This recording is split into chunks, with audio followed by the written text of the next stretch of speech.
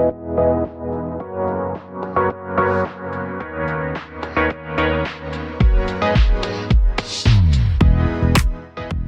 back to Real Life, Real Faith. Thank you so much for being with us. It is me, Christy, your host, and joined as always by Pastor Far and Charlie Jordan.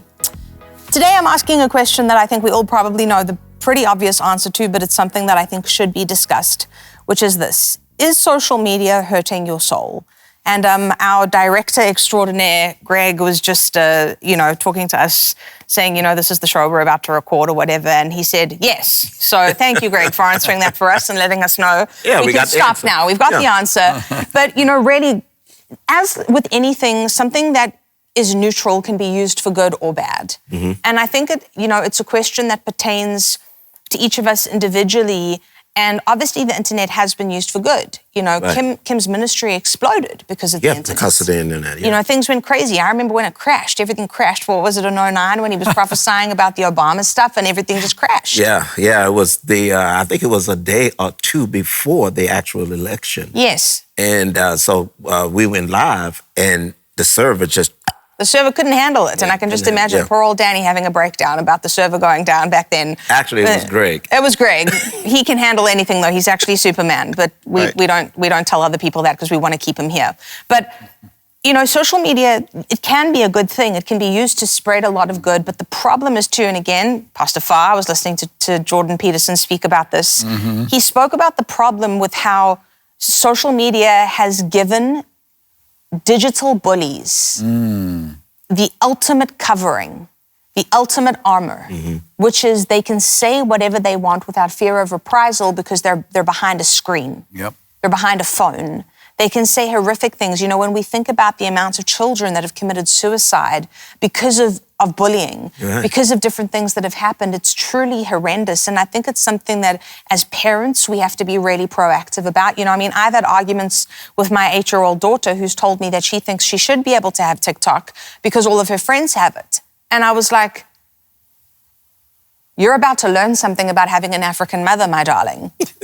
And now she tells her friends, she's like, y'all better watch out for my mother. She's African. I'm like, yeah, she's African. Y'all better watch out.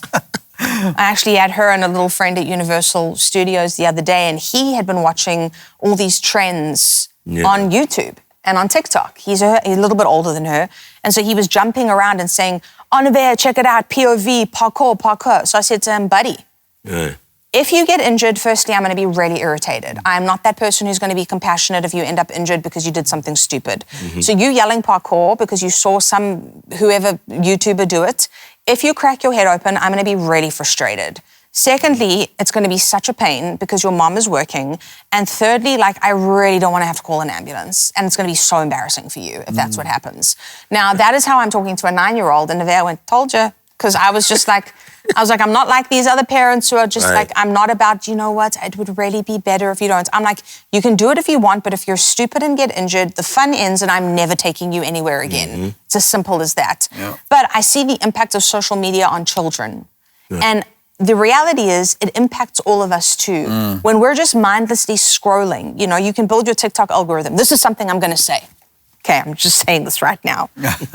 When these pastors, especially the big church pastors, say, Instagram and TikTok, all they do is advertise, models and bikinis to you. You build your own algorithm, mate. Yeah. Based on your view time, they advertise to you. Right. So my algorithm is filled with bunnies and llamas and cats because that's what makes me happy, and little piglets running towards the screen because I want to use it to switch off and not have to think about anything intense. And so I get a lot of baby animal content. If you're getting a lot of content of girls in bikinis, it's because you're building your For You page brick by brick. So I'm just going to say that. So it's not like that's the true, though. It's true. It's true. It's not like the devil's coming there saying, hey, guess what? To this guy, we're just especially going to send him bikini models. No, buddy, you've been looking at things and that's why that's popped up. So that's just for you, by the way. Also, if you have a teenage son who says, these things just pop up. No, they don't. You build it yourself. But social media, okay, yes, it can hurt our eyes, definitely. It can hurt our sense of self-worth, I think, because people play the comparison game. And I think that is so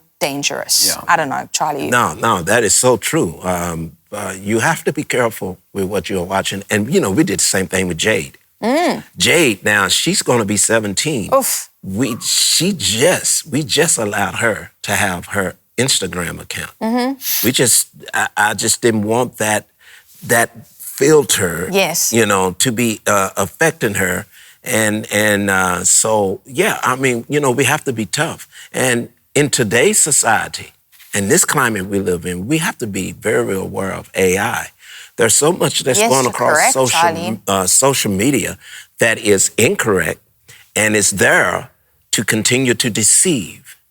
The master deceiver, the devil, he loves to deceive. And social media is a platform that he will use and has used to continue to deceive many. Yes. And so, it can be harmful because if you trust totally in social media, if it's something that you live to be active on social media, well, you're setting yourself up to really truly be deceived and defiled and to be led in a direction that God does not want you to go. And so you have to use discernment. So yes, social media can be very, very deceptive and very, very harmful to everyone, whether you are a Christian or not. And that's why if you're listening to us today and you had this question, know this, that be attentive to what's going on. Be attentive to what's going on. Don't allow social media to be the one that brings you information. Whose report are you going to believe?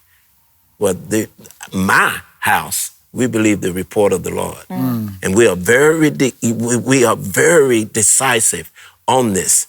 Social media, you're here. You're beneath us. I am above you, social media. I don't depend on social media for anything. Right. It's a tool. It's definitely a tool. We're on social media, so I mean, like anything else, God uses it, and like money can be evil, money can be used for good. So we understand all that. I mean, but the pits, the drawbacks, it's the comparison thing. You see people. And it's nice, you show a beautiful meal that you have together or some nice restaurant or whatever, but sometimes it's either like bragging or it's just something. Like, look at my perfect life. Okay, who are you kidding, Then it hijacks our attention. I mean, I walk into see my grandkids and it's like they're, playing their games and it's like, can you just take a second off to say hi, kind of a thing, I mean, I understand. They're absolutely beautiful, well-trained children, but I'm just using that as an example. It's true. The fake community versus the real community, That's a big one. There's that whole aspect of it. And then it'll shape what you worship if you're not careful. So I love it. I know we spend a lot of time. I like to go to the gym and listen to worship, and I'm on my phone for that amount of time. But so it's a great tool, but we just have to be careful. I don't even, and I'm afraid of TikTok and China and all that. I'm kind of curious about TikTok, but I've never gone there. Well, and like now, I don't want anyone to get it twisted with what I just said about I don't trust social media. What I meant by that is that my final decision or my walk with God is not determined by social media. Yes, I mean, right. You just said it. We are on social media right now. Yeah. We are on social media. But please, seek God. The Bible says that the fear of man will bring a snare. But those who trust in God, there's safety. Trust in God in everything. Yeah. Trust in God in everything because He is truth. He is the way and He is life. Absolutely. And again, social media can be used for good. It really Yes, it can. Like a lot of the things leading up to the election of Kim's went viral on social media. Yep. So I'm not saying the tool itself or the platform itself is evil. The question I'm asking is to pose a personal one. Is social media hurting your soul? Yeah. There's been a period of time when it's definitely hurt mine. When, I'd look at things and think, oh, well, these are all the things I don't have.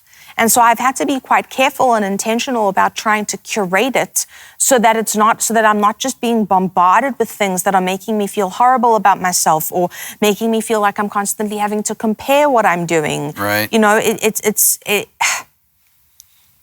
the same way that I'm not going to say straight up the internet is bad. Are there bad things on the internet? Yes, of course. Yes. Of course there are.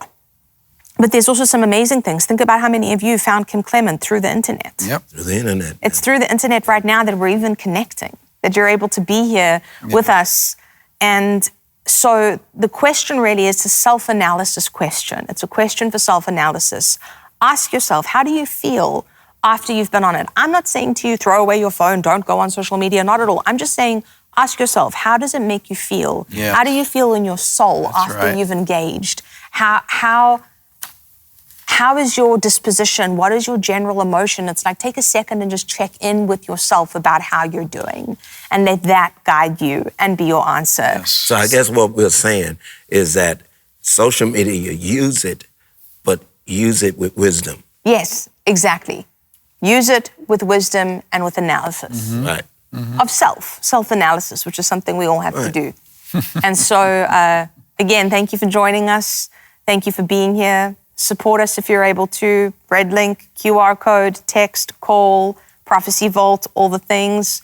We're not able to do this without your support, and we are so grateful to you for it. So thank you for joining us. It feels like we're able to hang out in a living room and talk, and it would be so much fun if we were actually able to do that in a room full of you guys one day, please God, where we could just talk and take questions and do what we do. But we thank you. God bless you, and we'll see you next week.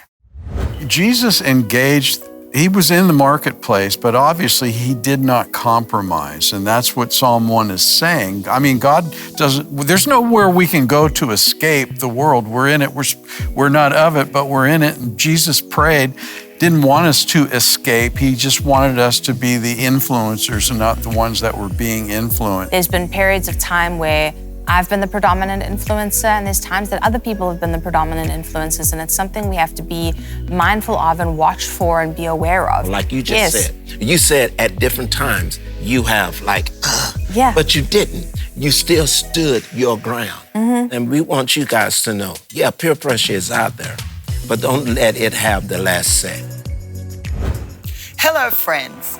I'm Donna Clement Petrushka, and I am honored to invite you to something truly extraordinary, the Kim Clement Prophecy Vault. Now you can gain unprecedented access to my father's entire digitized video archive. Every prophetic moment, every powerful teaching, every anointed worship session is now available to you in the Prophecy Vault. Plus, I'm excited to share that my dad's special School of the Prophets teachings are included, offering you deep, transformative lessons on hearing God's voice and understanding his revelations. Your partnership is crucial. Not only will you gain access to these incredible resources, but you'll also help us continue the vital work of preserving, digitizing, and adding new Kim Clement material to the archives. I'm inviting you to step into the Kim Clement Prophecy Vault. Let's embark on this journey of revelation together, and I can't wait to see you inside.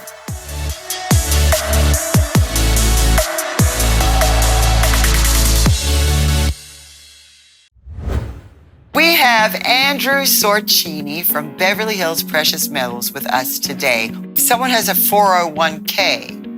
Can they take some of that and purchase gold as an investment for their future? They can, and it's a great way to do it, because if you have an IRA, a government TSP account, a 401k from a company that you used to work at but don't work at anymore, or if you still work at the company and you're over 59 and a half, these can be rolled over into a precious metals IRA. And if you were to speak to your financial advisor about it, they'll tell you, oh, this is a taxable event. They'll tell you things like gold and silver are volatile. But really, the thing is, they don't want you to get into precious metals because it doesn't benefit them monetarily. I'm here to tell you that your accounts can be rolled into a precious metals IRA without it being a taxable event.